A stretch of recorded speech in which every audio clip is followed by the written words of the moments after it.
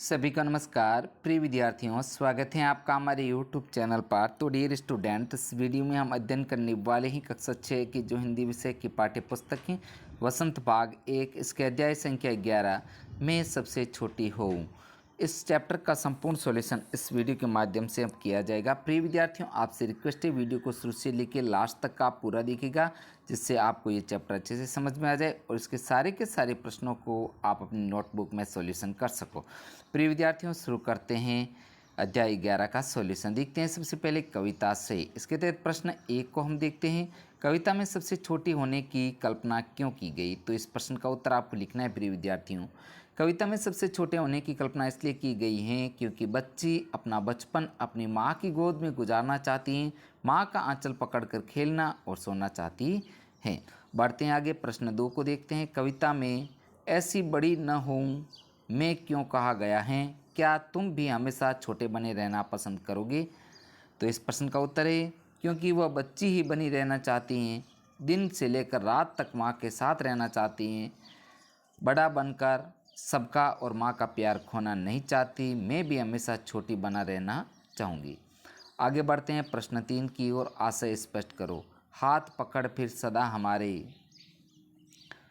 साथ नहीं फिरती दिन रात। तो इस प्रश्न का उत्तर आपको लिखना है। प्रिय विद्यार्थियों, इसका मतलब यह है कि जब हम बूढ़े हो जाएंगे तुम हमारे साथ समय नहीं बिताओगी, हमारा हाथ पकड़कर दिन रात हमारे साथ नहीं घूमोगी। आगे बढ़ते हैं प्रश्न 4 को देखते हैं। अपने छुटपन में बच्चे अपनी माँ के बहुत करीब होते हैं। इस कविता में नज़दीकी की कौन सी स्थितियाँ बताई गई हैं?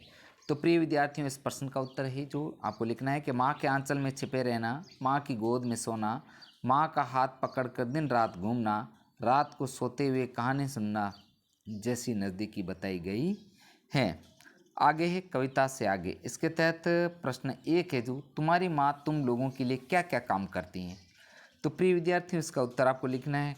हमारी माँ हमें बहुत सुबह सुबह नहलाती हैं, हमारी मालिश करती हैं, खाना खिलाती हैं, हमें नए नए कपड़े पहनाती हैं और अपनी गोद में सुलाती हैं। बढ़ते हैं आगे, प्रश्न 2 को देखते हैं। यह क्यों कहा गया है कि बड़ा बनाकर माँ बच्चे को छलती हैं?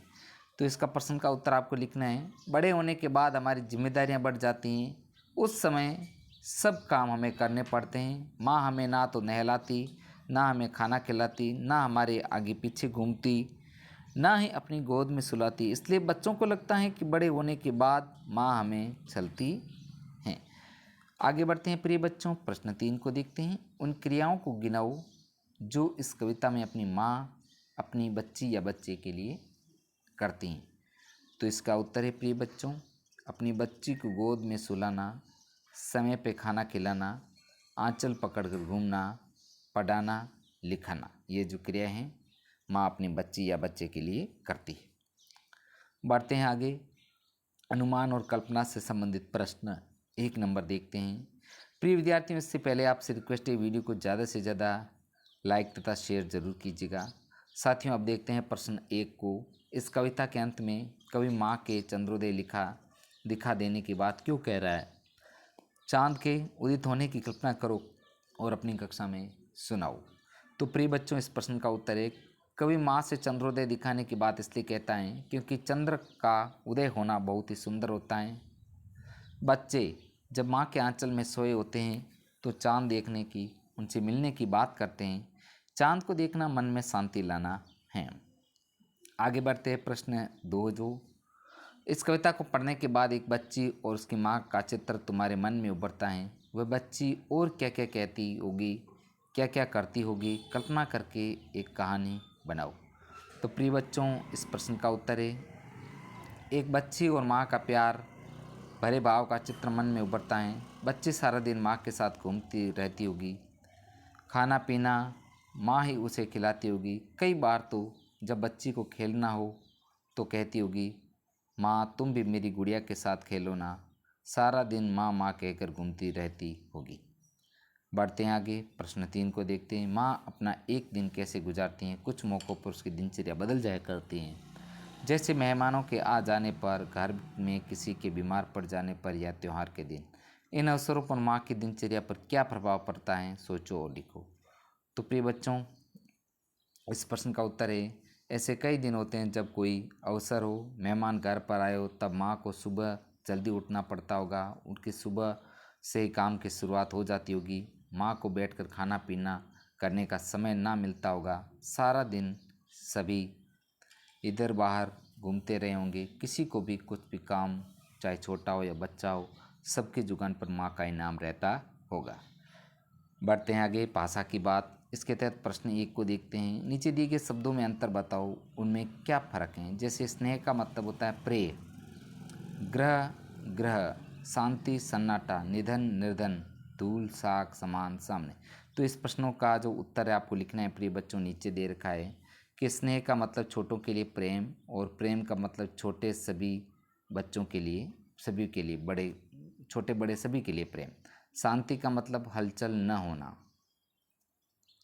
और सन्नाटा का मतलब चारों तरफ चुप्पी होना। धूल यानी कि मिट्टी, राख लकड़ी का जला भाग, ग्रह नक्षत्र, ग्रह घर, निधन मृत्यु, निर्धन गरीब, समान बराबर, और समान वस्तु। आगे बढ़ते हैं प्रिय बच्चों, प्रश्न 2 को देखते हैं। कविता में दिन रात शब्द आया है। दिन रात का विलोम है। तुम ऐसे 4 शब्दों को जोड़कर सोचकर लिखो जो विलोम शब्दों से मिलकर बने हो। जोड़ों का अर्थ के समझने के लिए वाक्य भी बनाओ। तो यहाँ पर जैसे ऊपर नीचे, ऊपर चले आओ, तुम नीचे आ जाओ। जैसे सच झूठ, तुमने मुझे सच बोला, तुमने मुझसे झूठ बोला। मीठा कड़वा, मिठाई बहुत मीठी है, सूप बहुत कड़वा है। अंधेरा उजाला, तुम्हारे यहाँ कितना अंधेरा है, लाइट बंद कर दो, बहुत उजाला है। प्रिय बच्चों, इस प्रकार आपको जो इसको पूर्ण करना है। आगे बढ़ते हैं कुछ करने की। इसके तहत प्रश्न 1 को देखते हैं। कक्षा में बच्चों को उनकी मर्जी से 2 समूह में रखो। एक समूह में वे छोटा बने रहना चाहते हैं, दूसरे समूह में जो बड़ा होना चाहते हैं। इन दोनों समूह के सभी बच्चों को एक एक कर बताएंगे कि वे क्यों छोटा बने रहना चाहते हैं और क्यों बड़े होना चाहते हैं। तो प्रिय बच्चों, इसका जो आंसर है कि बच्चे समूह बनाकर अपने मन की भावना बताएं कि वे छोटा क्यों और बड़े क्यों बनना चाहते हैं। तो प्रिय बच्चों, इस वीडियो के माध्यम से हमने कक्षा 6 की जो हिंदी विषय की पाठ्य पुस्तक है आपके वसंत भाग 1, इसका अध्याय 11 मैं सबसे छोटी हूँ, इस पाठ का जो संपूर्ण सॉल्यूशन हमने इस वीडियो के माध्यम से किया है। प्रिय बच्चों, आपसे रिक्वेस्ट है वीडियो को ज़्यादा से ज़्यादा लाइक तथा शेयर ज़रूर कीजिएगा। साथियों, आपको मेरी YouTube चैनल के प्लेलिस्ट में कक्षा 6 के हिंदी, सामाजिक तथा विज्ञान विषय के संपूर्ण वीडियो के जो सॉल्यूशन एक साथ मिल जाएंगे। साथियों, मेरे चैनल के प्लेलिस्ट में जाकर सभी का सॉल्यूशन आप एक साथ देख सकते हैं। प्रिय विद्यार्थियों, मिलते हैं नेक्स्ट अगले चैप्टर के साथ में। वीडियो देखने के लिए आपका धन्यवाद।